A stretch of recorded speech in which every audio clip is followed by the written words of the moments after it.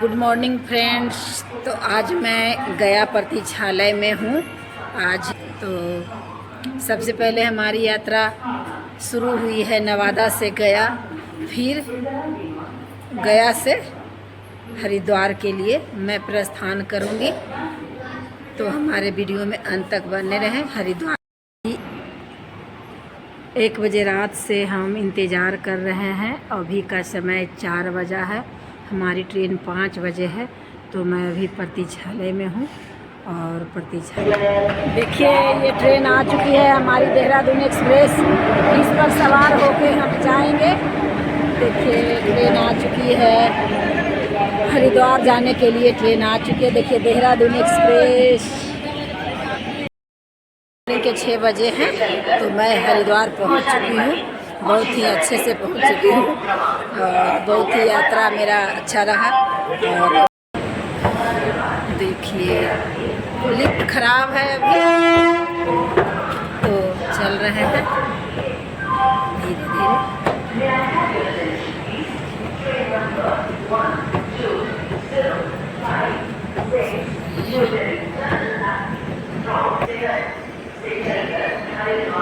आ गए हैं शहर की ओर जाएंगे। प्लेटफार्म नंबर 4, 5 शहर की ओर 1 नंबर प्लेटफार्म की ओर उतरेंगे तो उधर शहर है। हम लोग उतर रहे हैं सीढ़ी से। जंक्शन है हरिद्वार जंक्शन। देखिए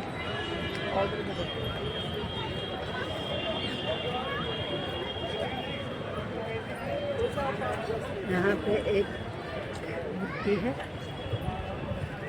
घर भी है। देखिए एक नज़र में आपको दिखा देती हूँ। उत्तर रेलवे हरिद्वार ये बाहर निकलने का ये स्थान है। तो मैं अब बंद करती हूँ।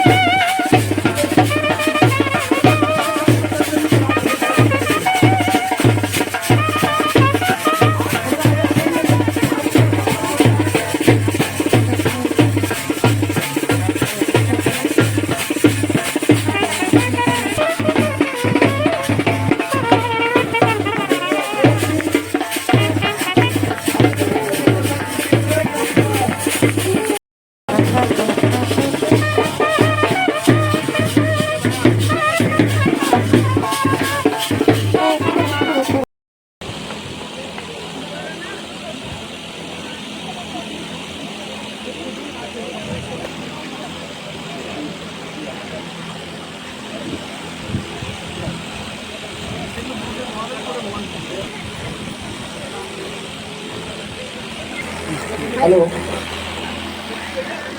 कुशवाहा धर्मशाला ट्रस्ट हरिद्वार। हम सभी भगवान राम के वंशज हैं।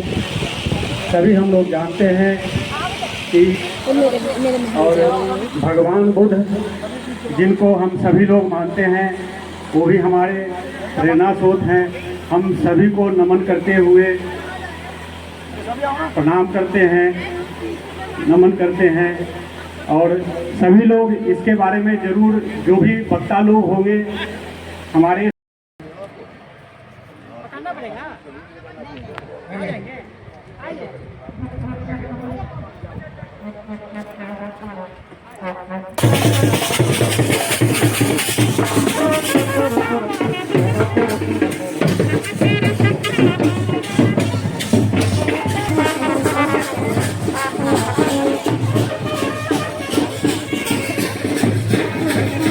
द्वारा इनको स्वागत करें। बहुत बहुत धन्यवाद आपका।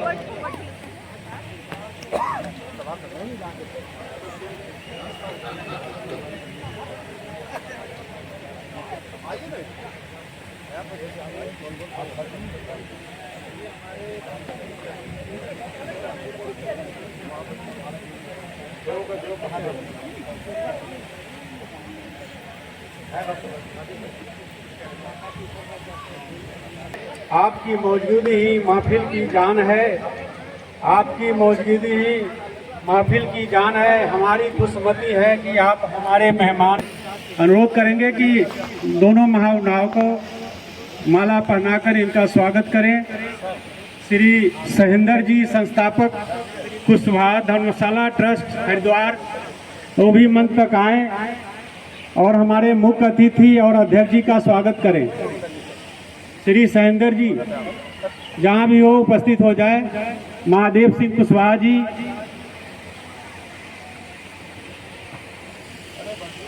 सहेंद्र जी,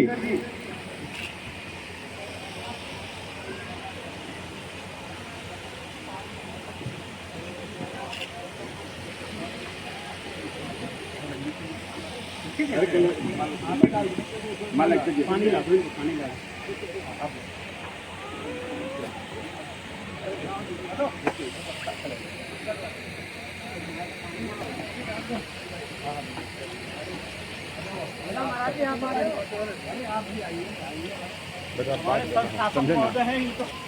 संस्थापक महोदय को भी माला डालिए। संस्थापक महोदय जी के गले में बिना माला का छेंग लग रहा है। धन्यवाद डॉक्टर साहब। डॉक्टर साहब ने बचाना संस्थापक महोदय को।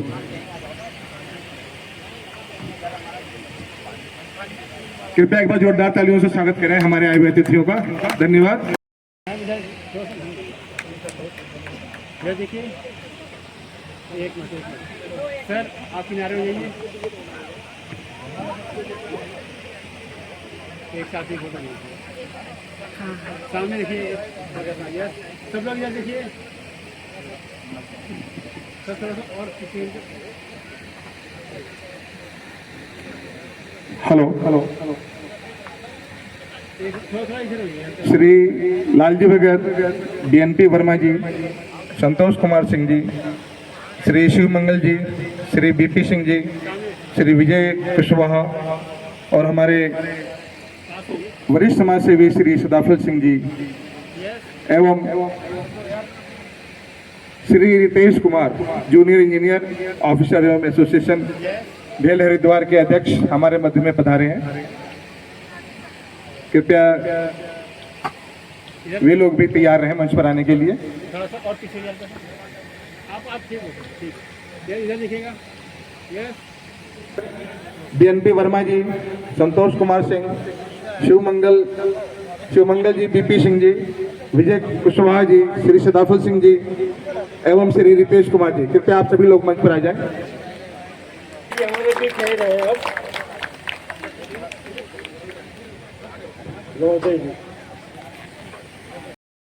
एक मिनट।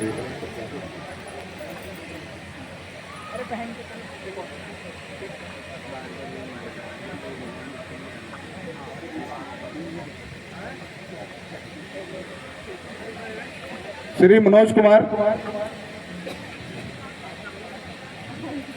श्री मनोज कुमार,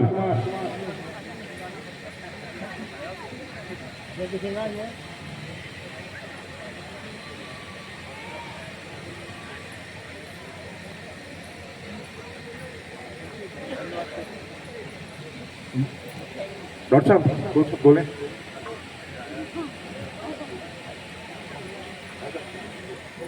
सारा वीडियो बना के ले धन्यवाद आपका, बहुत बहुत धन्यवाद जो आपने इतने व्यस्ततम समय में से समय हमें दिया है, इसके लिए हम सदैव आपके आभारी रहेंगे। श्री स्वागत करें। और एक बच्चे इसमें से आ जाओ, कोई ये छोटे वाली, ये बिटिया को माला पहनाकर एक छोटी बच्ची इसका स्वागत करें।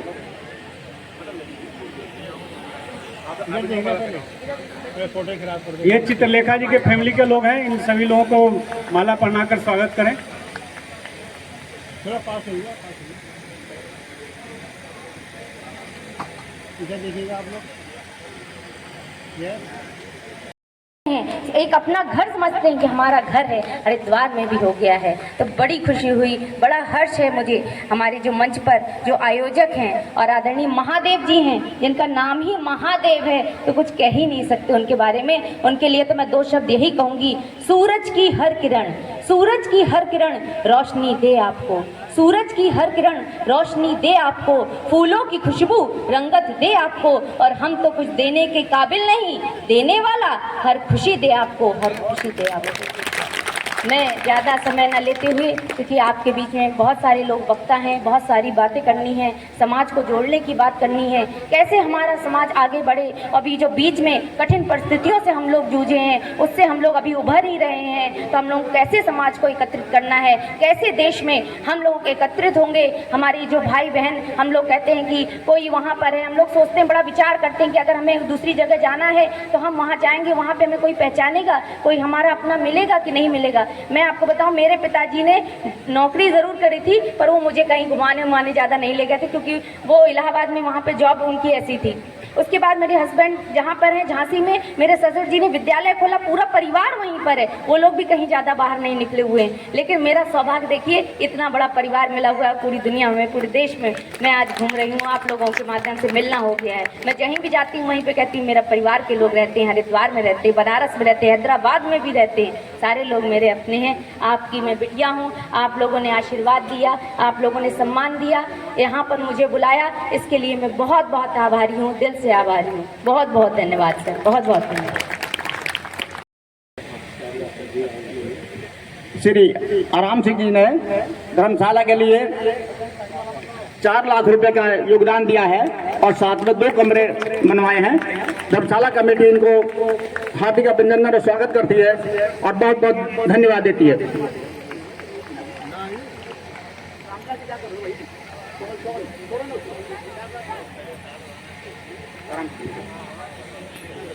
रंजीत जी से निवेदन करूँगा कि शॉल उठाकर और आराम सिंह जी का स्वागत करें।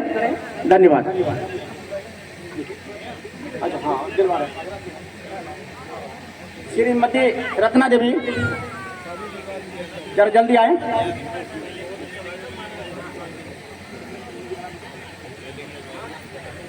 अजय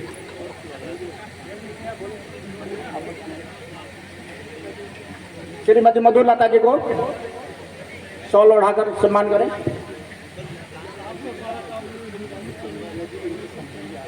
अच्छा। श्रीमती मधु कनौजिया जो आराम सिंह जी की समधन है। श्रीमती बीबा सिंह से निवेदन है, कृपया मंच पाएं।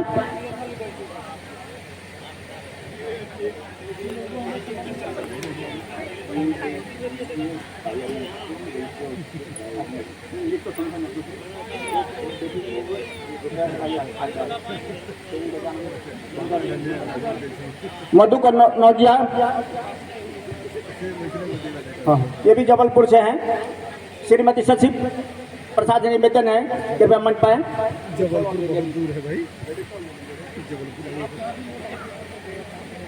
श्रीमती मधु कनौजिया का स्वागत करें।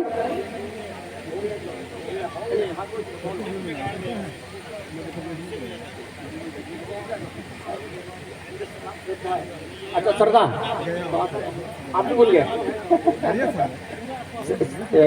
श्रद्धा श्रद्धा कुशवाहा, ठीक है।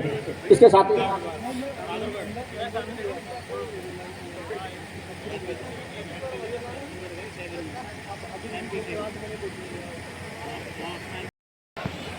जगदीश प्रसाद जी की पत्नी भी हमारे मध्य में है।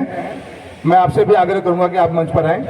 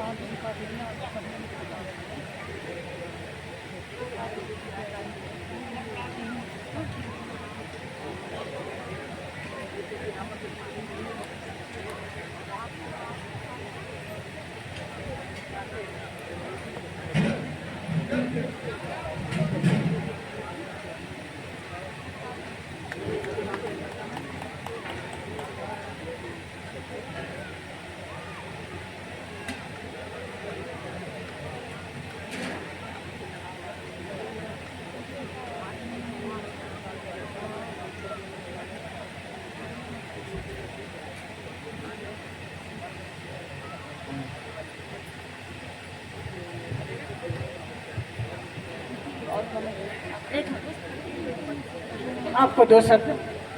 माननीय श्री प्रसाद जी 20 सालों से इस समाज के लिए और धर्मशाला के लिए प्रयासरत थे। जब कभी भी जरूरत होती थी दिल खोल के देते थे। प्लेटफॉर्म खाली हो जाएगा। बंधुओं, मैं ये कहना चाहता हूं, जब मैं यहाँ पर आया तो मुझे इस बात की खुशी हुई कि मैं हर महीने 3 दिन हरिद्वार और 3 दिन ऋषिकेश रहते थे। एक पंडित जी मेरे मित्र थे और 4 साल से आता था। वहाँ पे सभी समाज की, धोबी, जाटव, फलाने, ढीगे, सबकी धर्मशाला थी, लेकिन कुशवाहों की धर्मशाला नहीं थी। और लोग कहते थे तो मेरी नजरें नीचे हो जाती। लेकिन मैं उन महान योद्धाओं को, चाहे आर.के. राम जी हों, चाहे महादेव सिंह जी हों, चाहे शैलेंद्र सिंह जी हों, ऐसे महान योद्धाओं को मैं बहुत बहुत धन्यवाद देता हूं कि उन्होंने हमें फक्र के साथ छाती पीट करके ये कहने का मौका दिया कि हरिद्वार में हमारी भी धर्मशाला है, हमारी भी धर्मशाला है। और बंधुओं, ये नगरी बड़ी महत्वपूर्ण है हरिद्वार की, क्योंकि कुशवाहा समाज के पूर्वज ही इस गंगा को लाए जो आज पूरे संसार का कल्याण कर रही है। हम इक्ष्वाक वंश सूर्यवंशी में तमाम राजा हुए, 60,000 पुरखों को उतारने के लिए हमारे ही वंश में भागीरथ जी हुए जो गंगा को यहाँ पर लाए। और देखिए आज वो संसार का कल्याण कर रही है। और मैं ये कहना चाहता हूँ कि जिस प्रकार से हमारी गंगा आज सबका कल्याण कर रही है, ऐसे ही इन लोगों ने भी इस धर्मशाला को बना करके हमारे समाज का नाम ऊंचा किया है। और उन्हें हम दिल से धन्यवाद देते हैं, उनको हम दिल से धन्यवाद देते हैं। और देखिए, बिना कोई किसी के काम नहीं होता है, संघर्ष करना पड़ता है। तूफान में भी दिए जलते हैं डॉक्टर साहब, सैनी साहब, अरे सैनी साहब, तूफान में भी आज दिए जलते हैं जिसकी हिफाजत खुदा करता है। अरे यार, जलवा उसी का होता है जो समाज पे मरता है, जो समाज पे मरता है। तो मैं महादेव सिंह के लिए और उनके महान योद्धा आर.के. राम और शैलेंद्र सिंह के लिए मैं 2 लाइन लिख के लाया हूं। आशा है कि इस बुड्ढे की 2 लाइनों को वो कबूल करेंगे। देखिए, अब मेरी आंखों से दिखता नहीं, नकली आंख भूले आया मैं। जरूर तुमको किसी ने दिल से पुकारा होगा। ए महादेव सिंह जी, जरा कान मेरी तरफ लगाओ, तुम बुढ़े नहीं जवान हो। जरूर तुमको किसी ने दिल से पुकारा होगा। एक बार तो चांद ने भी तुमको निहारा होगा। मायूस हुए होंगे सितारे भी यकीनन उस दिन, मायूस हुए होंगे सितारे भी यकीनन उस दिन, खुदा ने जब तुम्हें जमीन पे उतारा होगा, जमीन पे उतारा होगा, जमीन पे उतारा होगा। तो दोस्तों, मैं तो बहुत बड़ा खुश हूं कि आपने वो काम कर दिया कि हम छाती तान करके कह सकते हैं कि हरिद्वार में हमारी भी धर्मशाला है। वारे शैलेंद्र सिंह, वारे महादेव सिंह और वारे आर.के. राम और उनकी टीम के जो महान योद्धा हैं, उन्होंने ये करिश्मा करके दिखा दिया कि आज पूरा देश देख रहा है उसको। और मैं इन लोगों के लिए, मैं बुढ़ा हूं, 75 वर्ष का, इतना ही कह सकता हूं कि निकले सर से कफन बांधे, हम ईंट से ईंट बजा देंगे। शैलेंद्र सिंह, आजमा के देख लेना यार, खून की तो क्या चले, अपनी जान भी गंवा देंगे। हम रहे न रहे पर इतिहास बना देंगे। तुम इसी तरीके से चलते रहो, इस कारवां की जीत का रास्ता आसान बना देंगे। जितना चाहिएगा मिलेगा, जितना मांगोगे उतना मिलेगा। और मैं कहता हूं, इनकी झोलियां भर दो और इतनी भर दो कि टपकते हुए धन दौलत यहाँ से जाए और ये चमकने लगे। बगल की तो क्या, कहीं और की भी जरूरत पड़े तो उससे कोई ले सकते हैं, मेरा ये कहना है। और दोस्तों, हम तुम में तो बहुत बड़ी ताकत है। सैनी साहब, तुम तो बड़ी पैनी छेनी हो। सुनो, कि पत्थर की लकीर बदल सकती है मेरे यार, पत्थर की लकीर बदल सकती है, हाथ की रेखाएं बदल सकती हैं। अरे यार, इन लोगों में तो वो ताकत है, चाहे तो तकदीर बदल सकती है। चाहे तो यार तकदीर बदल। तो दोस्तों मेरी आपसे एक गुजारिश है कि इन लोगों को इतना दे दो, पूरे भारत के लोग बैठे इतना दे दो कि इन्हें बात ही हो जाए और ये कहने लगे नहीं अब बहुत हो गया बहुत हो गया। इनको इतना देना चाहिए। और मैं ये हाँ जब भी हम उनसे ये कहना चाहते हैं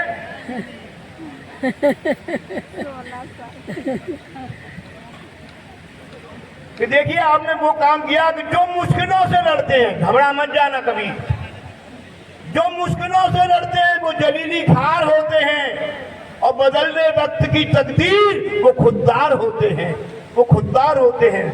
हजार क्या नाम है डॉक्टर वीएल प्रसाद जी, सुनो हम तो पढ़े लिखे नहीं, 5-6 क्लास पढ़े। चरेंद्र जी न कोई पद से बड़ा होता है, ए भैया संचालक सैनी भाई, न कोई पद से बड़ा होता है न कोई कद से बड़ा होता है। इन जैसे 3 लोगों ने जो कोहराम मचाया है बस वही बड़ा होता है, वही मैंने बनवाया।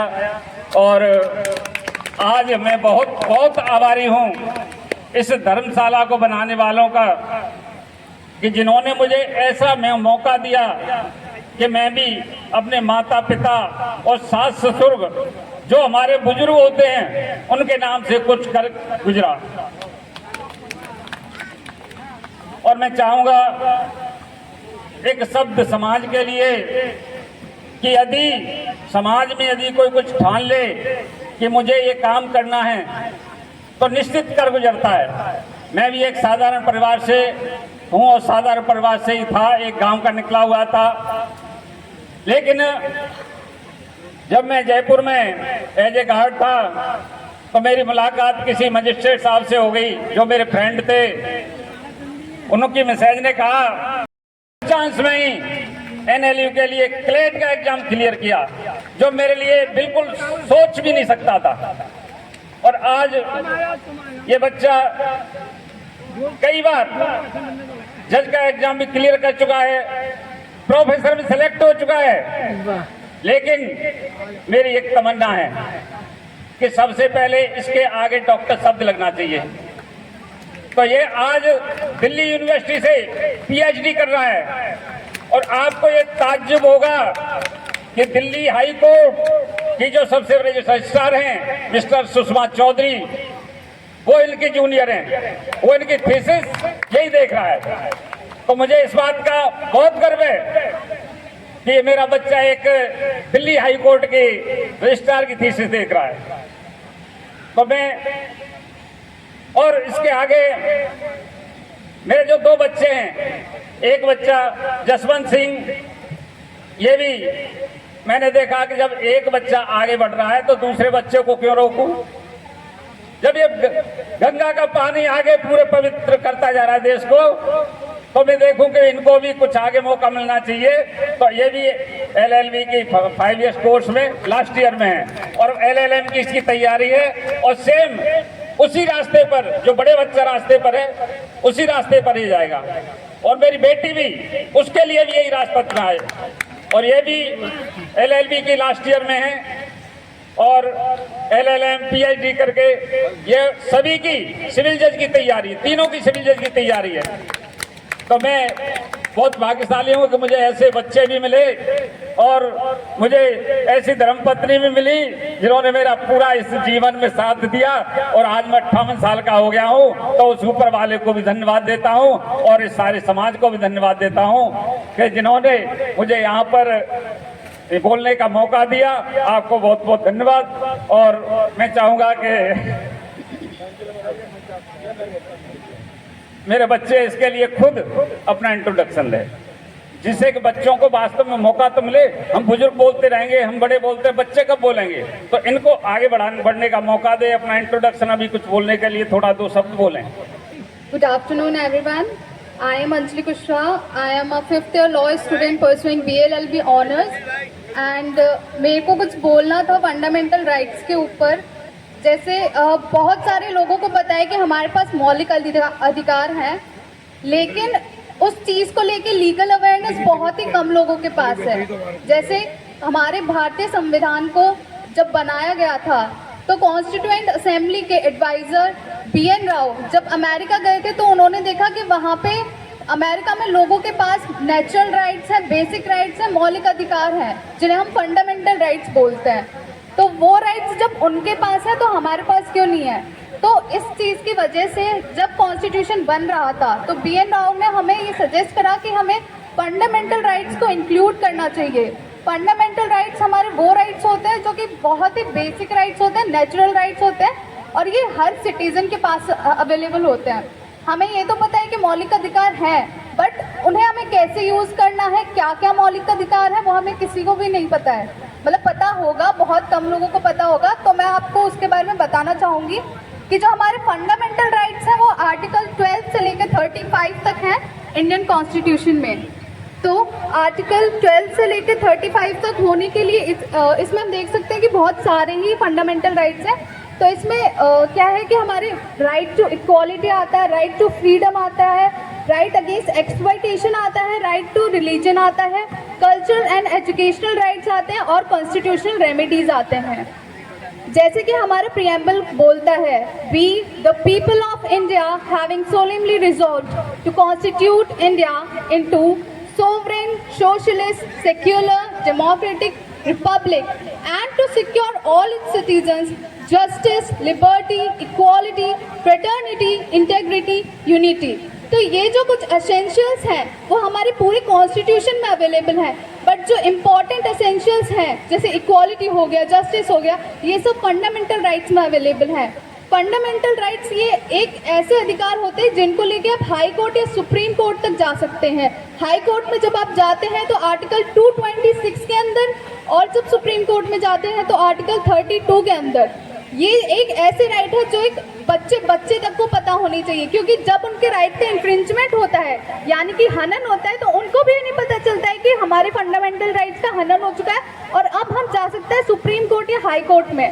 तो मैं आप सभी को बताना चाहती हूँ कि ये जो फंडामेंटल राइट्स हैं, भले ही आप कॉन्स्टिट्यूशन में आपको नहीं पता हो कि प्रेसिडेंट का कौन सा आर्टिकल है, सुप्रीम कोर्ट का कौन सा आर्टिकल है, बस ये एक चीज़ पता होनी चाहिए कि आर्टिकल 12 से 35 क्या है, आर्टिकल 32 क्या है, आर्टिकल 226 क्या है। ये एक बेसिक राइट्स है और मैं चाहती हूँ कि मतलब ये बुढ़ा भी जो हो चुके हैं, बुढ़े भी जो हो चुके हैं, हमारे बड़े भी जो हैं, हमारे जो बच्चे भी होते हैं, उन सबको ये चीज़ पता होनी चाहिए। बहुत बार ऐसे होता है कि लोग कुछ भी कर जाते हैं और उनको पता नहीं होता है कि हम सही कर रहे हैं या नहीं कर रहे हैं। तो ये जो फंडामेंटल राइट्स हैं इनके साथ साथ ही रेस्ट्रिक्शंस भी हैं कुछ अवेलेबल, तो इसीलिए ये रेस्ट्रिक्शंस जो है वो इन्हीं आर्टिकल में अवेलेबल हो जाती है हमें। तो मैं चाहती हूँ कि आप सभी इन आर्टिकल्स को जाके एक बार देखें या फिर इनके बारे में जानकारी लें। ये ज़रूरी नहीं है कि आपको याद ही रखना है कि हाँ आर्टिकल 12 में ये देखा है, आर्टिकल 13 में स्टेट की डेफिनेशन है, 14, 15, 16 इक्वालिटी से रिलेट करते हैं, वो कुछ भी नहीं देखना है। आपको सिर्फ ये देखना है कि छोटे छोटे भी राइट्स कौन से हमारे, अब जैसे रिजर्वेशन का अधिकार हो गया, वो किसी को भी नहीं पता है कि हमारे आर्टिकल 16 के अंडर अवेलेबल है।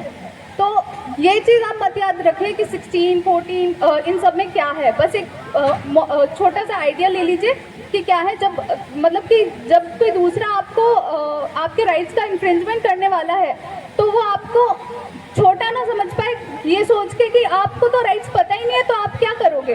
तो ये राइट्स तो सबको पता होने चाहिए और आप अगर चाहे तो हाई कोर्ट और सुप्रीम कोर्ट में रिट पिटीशन भी फाइल कर सकते हैं इसको लेके। Thank you so much.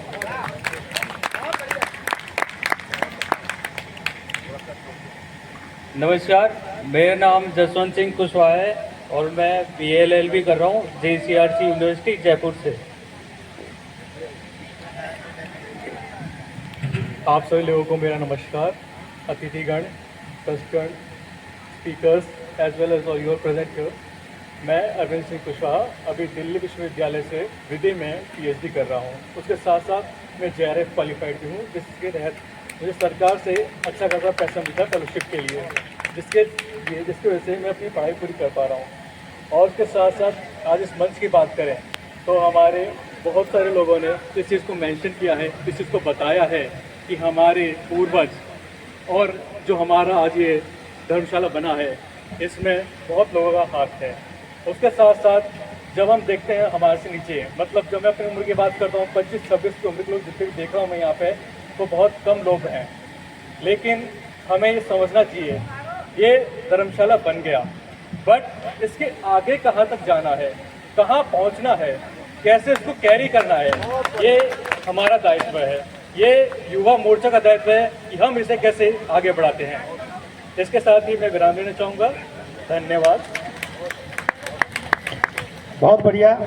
एक गाना सुना था मैंने, कभी रफ़ी ने गाया था, मेधावी का समय है, तो मेधावी बच्चों को भी दिया है जो पास हुए हैं, और इस बार 2021 में, अब 2022 में हमारे विधायक भी पास हुए, इसलिए उनको भी गिफ्ट दिया जा रहा है। एक बार जोर से ताली बजाया जा रहा है। धन्यवाद महादेव जी।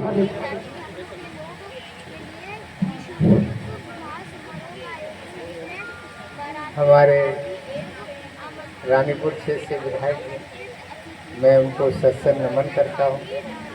जिस दिन से मैंने धर्मशाला की ज़मीन पर पैर रखा, उस दिन से आज तक हमें उन्होंने पीठ नहीं देखने दी। ये मैं इसका सौभाग्य। साथ ही साथ जब भी हमने याद किया होगा, मेरे धर्मशाला का कोई भी काम हुआ, उन्होंने कभी ये नहीं कहा कि नहीं होगा। मैं इसका भी बहुत आभारी हूँ। मैं तो बहुत दूर, यहाँ से 350 किलोमीटर दूर पर रहता हूँ, लेकिन अगर मैंने कोई भी अपने काम के लिए इच्छा रखी होगी तो मेरा काम पूरा हुआ। मैं उसके लिए बहुत आभारी हूँ। इसी बीच में आज हमारे सभी लोग साथी बैठे थे, तो बीच में थोड़ी सी चर्चा चली थी। मैं आपसे माफ़ी चाहता हूँ अगर कहीं गलत बोले, तो एक हमारी रिक्वेस्ट है आपसे कि आप जो क्षेत्र के अंदर कहीं भी कोई मलबा निकलता है तो अच्छा मलबा हो, हमारे इसमें थोड़ा सा आप पार्क को ऊँचा करवा दें तो हमारे लिए बहुत मेहरबानी होगी। यही हमारी रिक्वेस्ट है। तो ये हमारी पूरी कार्यकारिणी ने कहा था कि सर आप ही बोलेंगे, तो मैंने आपके सामने ये यथा स्थान आपको शब्द याद दिलवाया, और मैं आपसे गुजारिश करता हूँ कि हमारी कार्यकारिणी का ये संकल्प पूरा हो। ज़्यादा नहीं, 1-1 फुट ऊंचा भी हो जाएगा तो हमारे लिए बहुत थैंक यू, बहुत बहुत बधाई सर। धन्यवाद।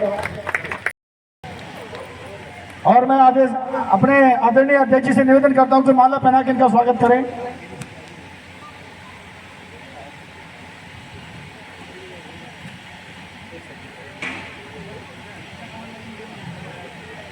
ये मेरे पिताजी हैं, श्री मेवालाल कुशवाहा जी। इन्होंने स्वास्थ्य विभाग में रहकर ड्रेसिंग विभाग में गले कटे, मतलब इतनी दयनीय स्थिति में लोग आते हैं, उनकी ड्रेसिंग करी। 35 साल इन्होंने सेवा करी है स्वास्थ्य विभाग में। ऐसे पद पर थे ये कि वहाँ पर ड्रेसिंग करनी पड़ती थी। इन्होंने पूरा जीवन सेवा की और आज भी निःशुल्क जो है सेवा करते हैं। किसी की चोट वोट लग जाए तो पट्टी वगैरह कर देते हैं। ये पिताजी, मेरी माता जी DAV public school NTPC Unchahar में, पिताजी के सहयोग से माता जी भी वहाँ पर शिक्षिका के रूप में अगले मंथ रिटायर्ड होने जा रही हैं। आदरणीय महादेव जी के साथ मैं चाहती हूँ आप खड़े हो जाएं बाबूजी, हमारी एक आपके साथ में ग्रुपिंग हो जाए। आपके आशीर्वाद से मैं यहाँ तक आई हूँ। मैं तो अपने समाज के लोगों से यही कहूँगी, न सिर गिरा के जियो, न सिर गिरा के जियो, न सिर झुका के जियो, एक रात कम जियो पर मशाल जला के जियो, जला के जियो। ऊंचे पर्वत पे रवानी बन सकती है ये दुनिया, भारत की दीवानी बन सकती है। और माताएं बहनें अपनी पे आ जाएं तो माता सावित्रीबाई फुले बन सकती हैं, माता सावित्रीबाई फुले बन सकती हैं। वाह, मैं बिल्कुल बन सकती हूँ। बिजली चमकती है तो दिन और रात बदल जाते हैं। आंधी चलती है तो दिन और रात बदल जाते हैं। और जब नारी गरजती है तो इतिहास बदल जाते हैं, इतिहास बदल जाते हैं। और आज कुशवाहा समाज में आज ये हमारी जो धर्मशाला का निर्माण हुआ है, वास्तव में इतिहास के पन्नों में लिखा जा रहा है ये नाम। यहाँ पर जिन लोगों ने अपनी उपस्थिति दर्ज कराई है वो सभी इतिहास के भागीदार बनने जा रहे हैं। हम सभी लोगों को गर्व होना चाहिए। यूँ तो हीरे की परख अगर करनी है तो ये तो धूप में कांच के टुकड़े भी चमकते हैं, और हीरे की परख अगर करनी है ना तो अंधेरों का इंतजार करना होगा, अंधेरों का इंतजार करना होगा। तो एक बार जोरदार तालियां बजा दीजिए आप लोग महादेव जी के लिए और इनकी पूरी टीम के लिए, और एक बार और जोरदार तालियां बजा दीजिए अपने सम्मान में। बहुत बहुत धन्यवाद सर, बहुत बहुत आभार आपका। जय श्री राम, जय श्री राम।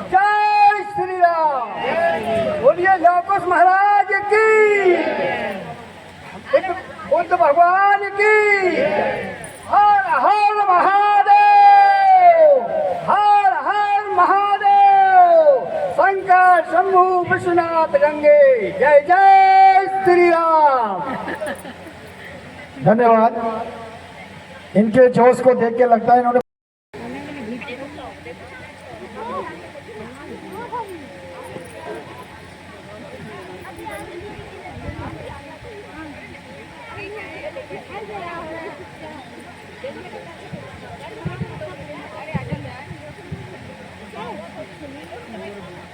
आज राम की चर्चा हुई, बहुत बढ़िया लगा। मैं 4 लाइनों में पूरी रामायण सुनाने का प्रयास करता हूँ। आदो राम तपोवनाद गमनम हत्वा मृग कांचनम, वेदेहि हरणम जटायु मरणम, सुग्रीव संभाषणम, बाली निर्जनम समुद्र तरलम, लंकापुरी दहनम, कुंभकर्णादि दहनम। मतलब ये रामायण हो गई थी। और राम की चर्चा हुई, भगवान बुद्ध की चर्चा हुई, लव कुश की चर्चा हुई, और हम सब एक ही उसके स्रोत से निकले हुए हैं। सभी मिलकर के हमको अपने आगे बढ़ना चाहिए। और आपको बहुत बहुत धन्यवाद। गंगा में जब तक पानी रहे, जब तक ये कुशवाहा धर्मशाला ट्रस्ट अपना आगे बढ़ता रहे, यही शुभकामना। एक बार इन अतिथियों के लिए जाओ, जोर से ताली बजाएं सभी। जैसे मजा आता है अपनी ताली के लिए, दूसरों के लिए बजानी चाहिए।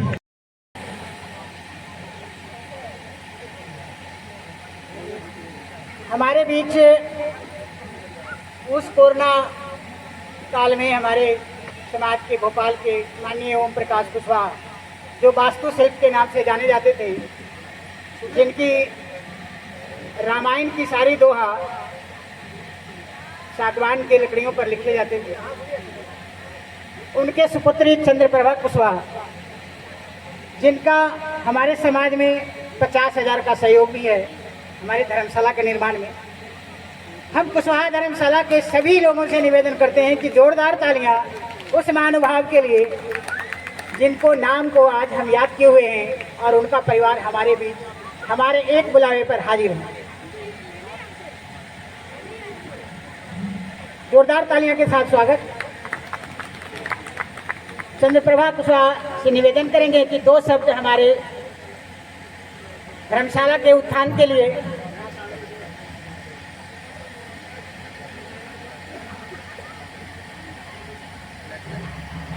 लेकिन फिर भी 2 शब्द हमारे इस धर्मशाला के उत्थान के।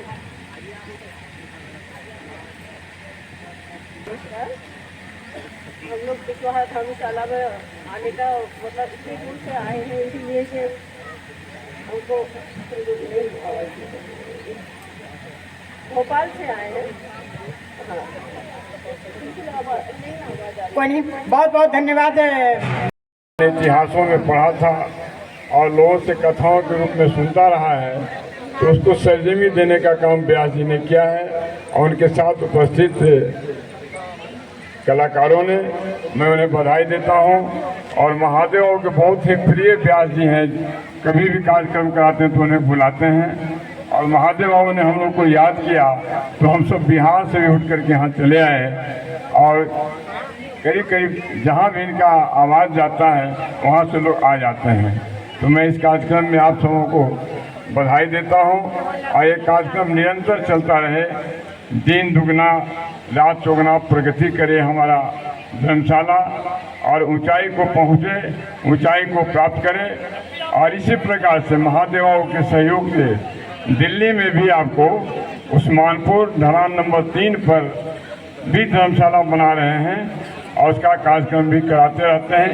ये महादेव बाबू की ही देन है। तो इनका, और यही नहीं बल्कि वहाँ एक और प्लॉट भी मिला है, उस प्लॉट पर भी इनकी योजना है इस प्रकार से धर्मशाला बनाने का। तो मैं महादेव बाबू को बहुत ही दिल से, दिल की गहराइयों से मैं प्रकृति से याचना करता हूँ कि इन्हें स्वस्थ रखकर हमारे समाज का काम करने का प्रकृति बराबर अवसर दे। और तमाम जो उपस्थित हैं, जो इस कार्यकारिणी में यहाँ की कमेटी के लोगों को मैं दिल की गहराइयों से मैं आशीर्वचन भगवान बुद्ध और लव कुश के तहत मैं देना चाहूँगा। साथ ही साथ ये माहौल में हम लोग को आप याद करते हैं, हम सब आ जाते हैं और आते रहेंगे, ऐसा मेरा विश्वास है।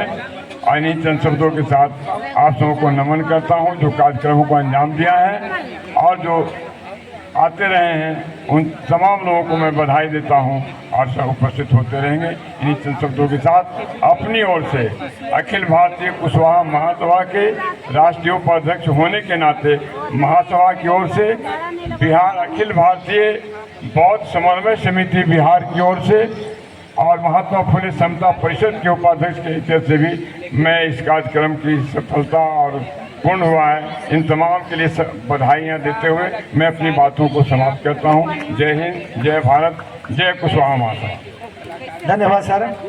की है हर भूमिका में नंबर 1 रहे हैं। एक फोटो मैं लूँगा और सब लोग गंभीर में हैं, मुस्कुराते हुए फोटो लेना चाहिए। एक और देखिएगा ये सभी लोग मुस्कुराइए, हंसिए जैसे मुस्कुरा रहे हैं। सभी बच्चों को धन्यवाद। प्रदीप सैनी दिल्ली के देखिए ऐसा है जब पोचा लगला दिल्ली में बना